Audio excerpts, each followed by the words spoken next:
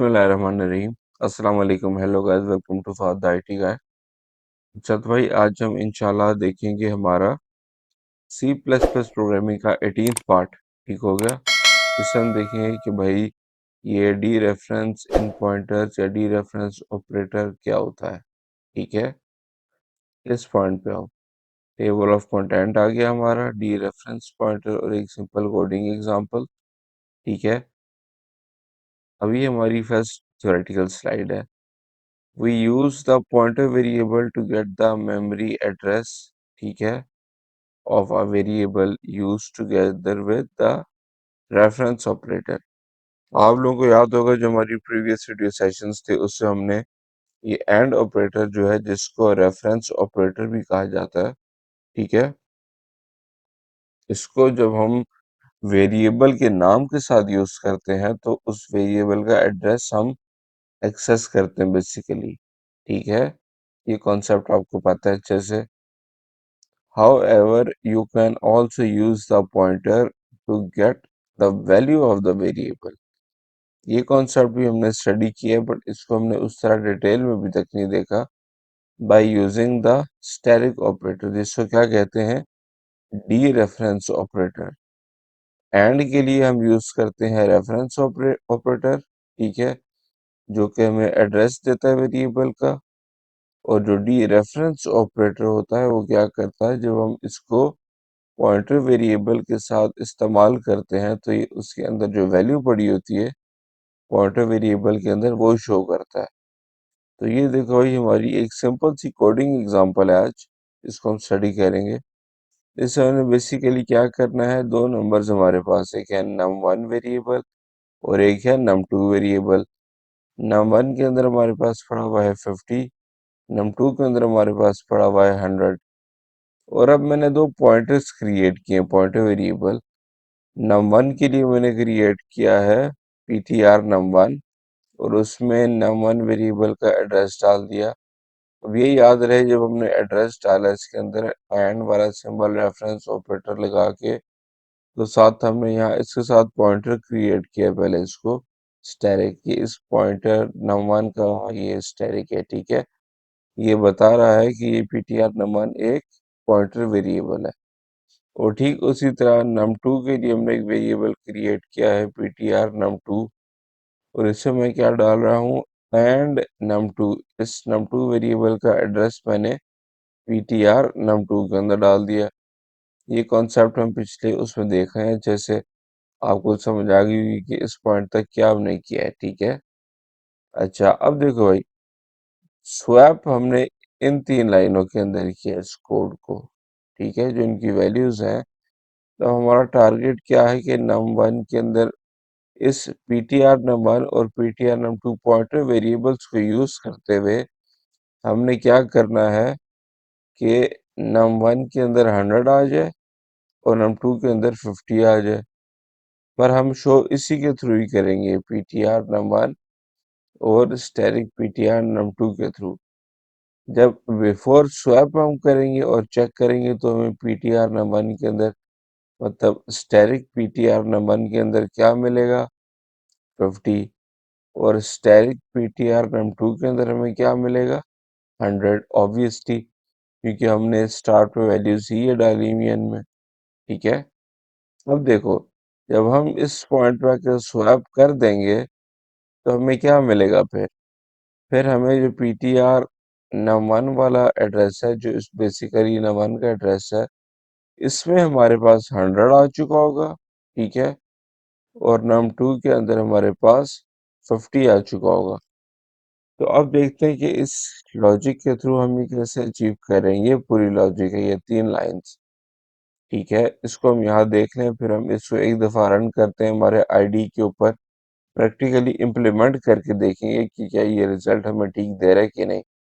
और हम फिर इसमें ब्रेक पॉइंट्स को भी यूज़ करेंगे और चेक करेंगे कि हमारी वैल्यूज़ ठीक से आ रही हैं कि नहीं। ठीक है, जो डीबगिंग के टाइम पे हम ब्रेक पॉइंट यूज़ करते हैं उसको हम यूज़ करेंगे। तो इस पॉइंट पे आ जाओ भाई।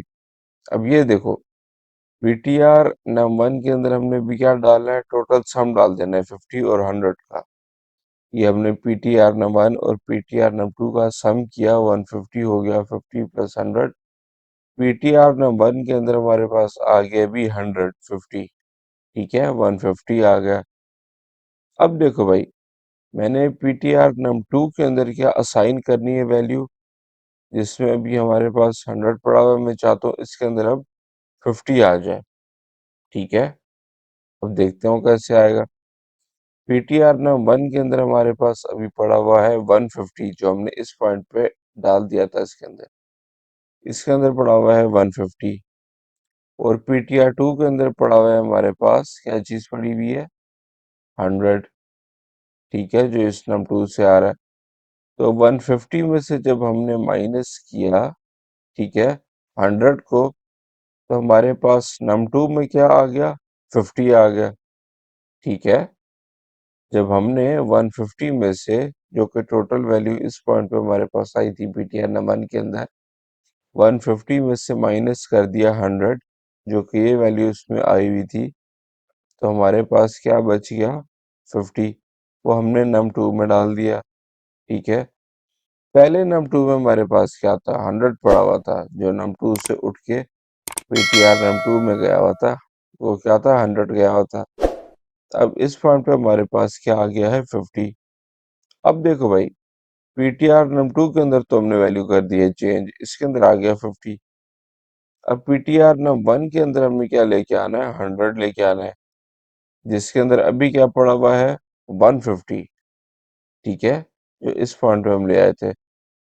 अब हम इसके अंदर 100 कैसे लेके आएंगे, निहायत ही सिंपल है, क्योंकि अब हमने पीटीआर नम 1 के अंदर 150 डाला हुआ है और पीटीआर नम 2 के अंदर हम 50 की वैल्यू, जो इसकी नम 1 की वैल्यू थी, वो ले आए हैं। तो हमने सिंपल क्या किया, PTR num 1 equal to PTR num 1 minus PTR num 2।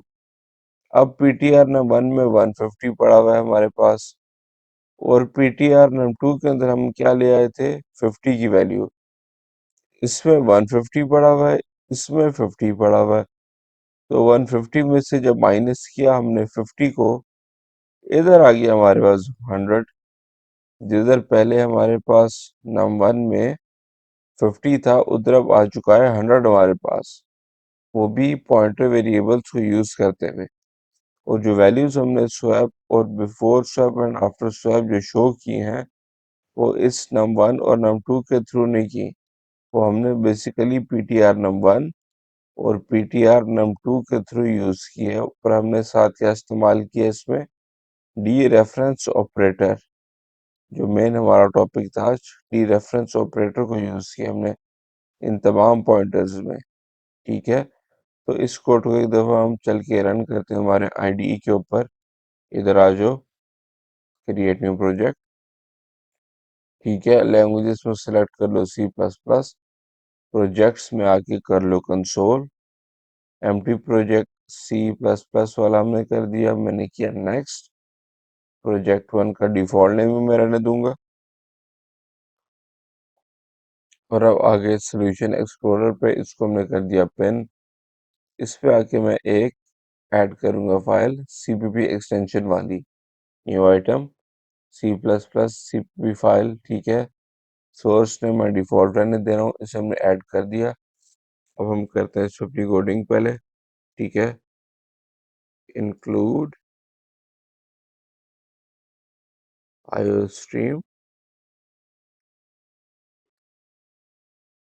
Include conio dot h using name space std void main, ठीक है, अंडरस्कोर गेट ch। अच्छा, अब इस पॉइंट पे आके हम यहाँ से इस कोड को बेसिकली क्या करते हैं, जल्दी से कॉपी पेस्ट कर लें ताकि हमारा ज़्यादा टाइम वेस्ट मत हो।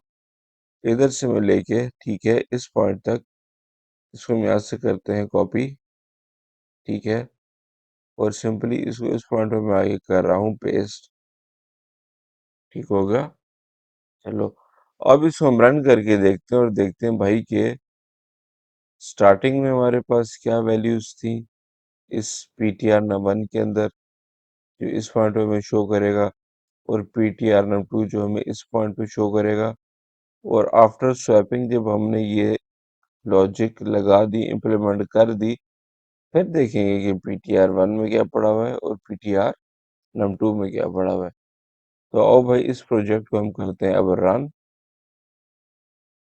तो ये देखो भाई, ये आपने देखा कि हमने जब बिफोर स्वैप देखा था इसके अंदर नीचे लेवल से, ठीक है।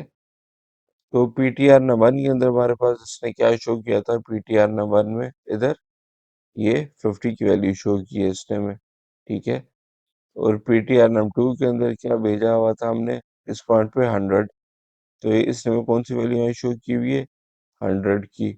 ये तो सिंपल हो गया।